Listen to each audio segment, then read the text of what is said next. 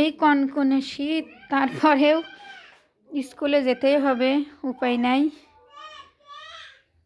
স্কুলের জন্য রেডি হচ্ছে মিনহামণি যাওয়ার জন্য। ছোটোটাক তো রেডি করতে পারতেছি না, প্যাম্পাস করে দৌড়াচ্ছে।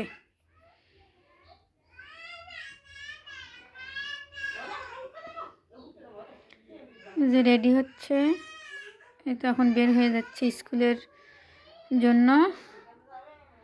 এই যে ছোটোটা দেখুন আগে দৌড় দিছে। এই যে